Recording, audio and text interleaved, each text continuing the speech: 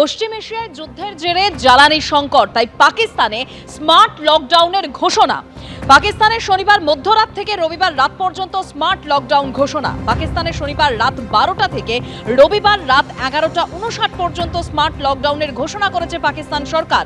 4 April রাত 12টা থেকে 5 April রবিবার রাত 11:59 পর্যন্ত স্মার্ট লকডাউন। লকডাউন ঘোষণার জেরে পাকিস্তানে বন্ধ থাকবে বাজার, ব্যবসায়িক প্রতিষ্ঠান, দপ্তর, দোকান। স্মার্ট লকডাউন ঘোষণায় বিবাহের অনুষ্ঠান করা যাবে না, কোনো উৎসবও করা যাবে না।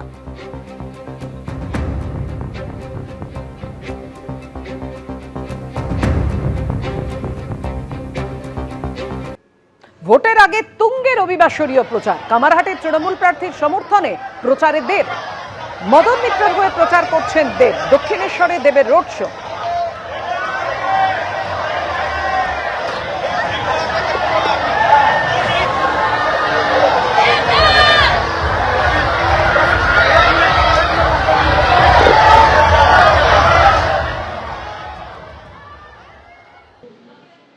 সরাসরি নজর রাখবো সন্দেশখালীতে বক্তব্য রাখছেন অভিষেক বন্দ্যোপাধ্যায়। দুজন, 5 জন থাকলে 5 জন, 10 জন থাকলে 10 জন। এখানে বিজেপির যে প্রার্থী হয়েছে, সারা বছর কোনো কর্মসূচি নেই, ধর্মে ধর্মে বিভেদ। এখানে বিজেপির প্রার্থীর নাম সনৎ সর্দার। তিনি থাকেন কোথায়? বসিরহাটে। বসিরহাট পুরসভায় 15 নম্বর ওয়ার্ডের বাসিন্দা। 15 বছর ধরে সন্দেশখালীর সাথে কোনো যোগাযোগ নেই। এবং প্রার্থী পরিচিতি কি? যখন কোনো প্রার্থী আপনার কাছে ভোট চাইতে যায়, মানুষ প্রার্থী পরিচিতি জানতে চায় যে আপনার পরিচয় কি। বিজেপির প্রার্থীর পরিচয় কি? খালি আমি আপনাদের একটা ছোট্ট কথা বলছি, শুনে রাখুন। সনৎ সর্দারের পরিচিতি: সনৎ সর্দারের ভাইয়ের স্ত্রীর রুজু করা বধূ নির্যাতনের মামলাতে সনৎ সর্দার নিজে অভিযুক্ত। এই হচ্ছে বিজেপির পরিচয়। আপনি এলাকায় যাবেন, দেখবেন ভালো লোকেরা, ভদ্রলোক, সভ্য লোক, শিক্ষিত লোক, মাটির লোক, ভদ্র মানুষ বিজেপি করে না। যত চোর, ছেঁচোর, চিটিংবাজ, মদ্যপ, মাতাল, ঘুষখোর, পাতাখোর, চোর, চিটিংবাজ, ভুঁইফোড় দেখবেন সব বিজেপিতে। Gangadhar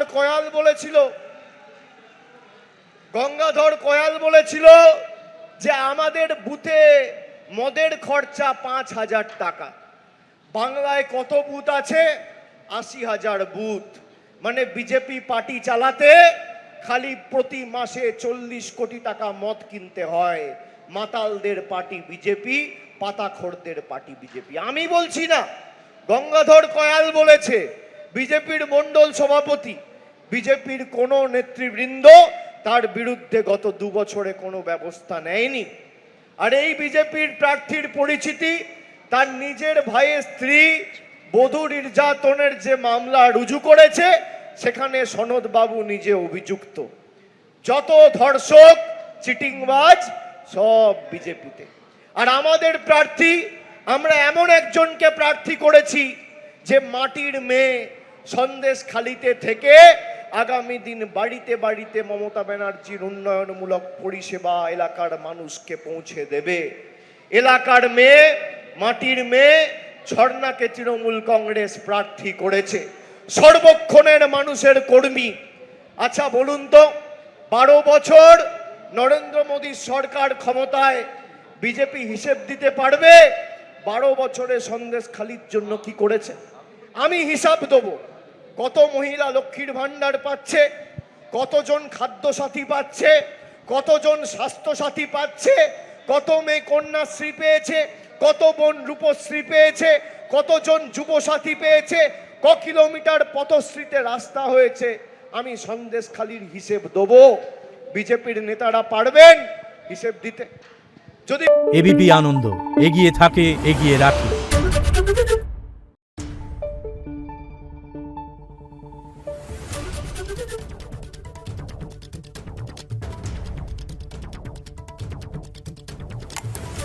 Thank you.